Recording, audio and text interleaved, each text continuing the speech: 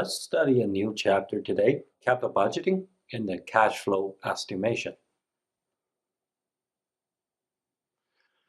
In this chapter, we have two major topics that we need to cover. Number one, the guidelines for cash flow estimation.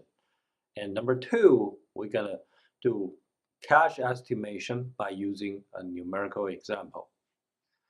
First, let's look at the guidelines for cash flow estimations. These are the guidelines that we need to follow when we work on capital budgeting and estimate cash flows. Now, the first guideline that we need to follow in capital budgeting is estimate relevant cash flows. So the cash flows must be relevant. Now, free cash flow accurately reflects the timing of the benefits and the cost. So when the money is received, when the money is reinvested, and when the money is paid out. So in capital budgeting, we need to focus on free cash flows rather than accounting profits because accounting profits do not reflect the actual cash flows that the company has in their hands. The major difference between accounting profits and the free cash flow is depreciation, which is a non-cash charge. So for example, if the company depreciates $1,000 in the first year of their project, then in terms of accounting profits, it shows the company has $1,000 less worth of cash flow in hands, but actually in reality, the company still had that $1,000 in their hands because depreciation, that $1,000 charges, is a non-cash base. The second principle that we need to follow, not all incremental free cash flow is relevant. For example, if Coca-Cola is thinking about developing a new type of Coke, let's call it Coke Zero maybe. So Coca-Cola is trying to develop Coke Zero. If Coke Zero actually take away some sales from the existing product of Coca-Cola, like a regular Coke, then this is not a relevant cash flow because the project Coke Zero, even though it has some benefits, but that benefits come at the cost of its existing product. So this is not actually a benefit. So it's not actually a relevant cash flow. However, if the new product, instead of taking sales from its own existing product, actually the new product, if it's taking sales from the competitor's sales or prevent the loss of sales to the competitor, then this will be a relevant cash flow. So for example, let's use Coca-Cola's Coke Zero as an example. Let's say if Pepsi develops Pepsi Zero, for example, and if Pepsi Zero will take away some of the Coke's customers and some of the Coke sales, then Coca-Cola develop this new Coke Zero will prevent the loss to the Pepsi's new product.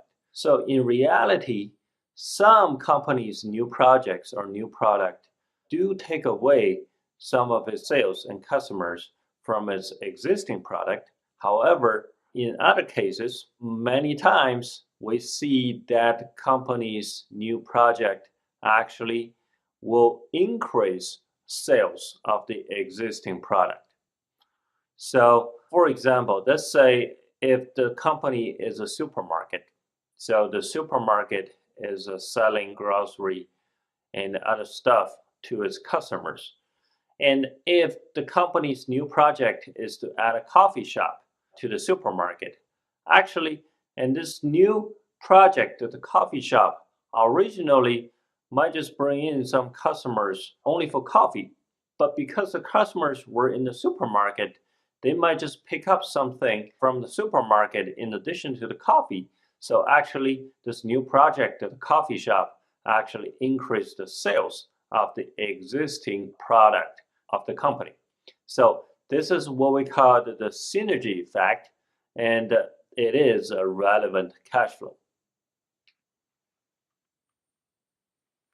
The third guideline that we need to follow, that all the cash flow, free cash flow, that needs to be after tax free cash flow.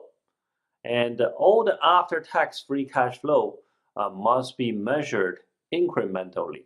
The incremental free cash flow means the difference in free cash flows when the company takes the project compared to the case that one company does not take the project. So the cash flow, free cash flow difference with the project versus without the project.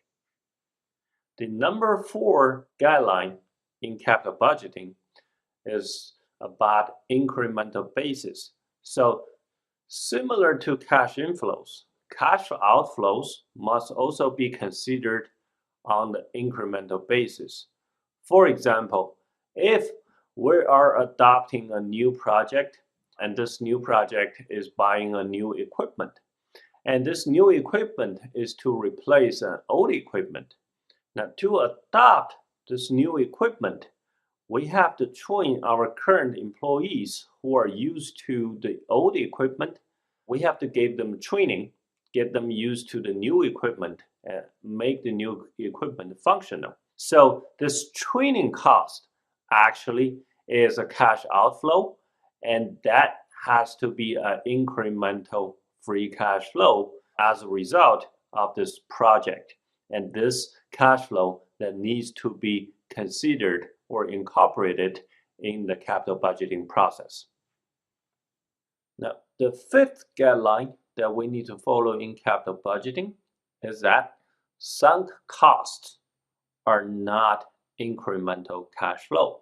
So we always have to ignore the sunk cost. Now, use an example. What could be an example of sunk cost? Well, go back to our example of Coca-Cola trying to develop Coke Zero as a new project. Now, before Coca-Cola develops Coke Zero, they have to do some marketing research, and they have to either hire a consultant or use its internal resources to do a marketing research to find out how popular this product will be and how many customers it will attract, and financially is it feasible to get this new Coke Zero. So that marketing research cost will occur regardless of the decision on whether Coke will adopt Coke Zero or not. So if the marketing research come out as favorable for Coke Zero, then the company will adopt Coke Zero. If the marketing research comes out unfavorable for Coke Zero, then the company will reject Coke Zero as a new project.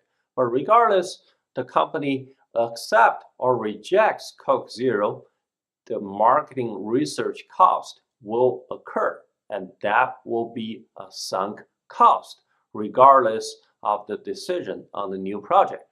So that sunk cost is irrelevant cash flow to the project. So that should never be incorporated as part of the cash flow when we do capital budgeting on the new project. How do we, as a manager, determine whether the cash flow is an incremental cash flow? Now, as a manager, we have to ask us 2 questions.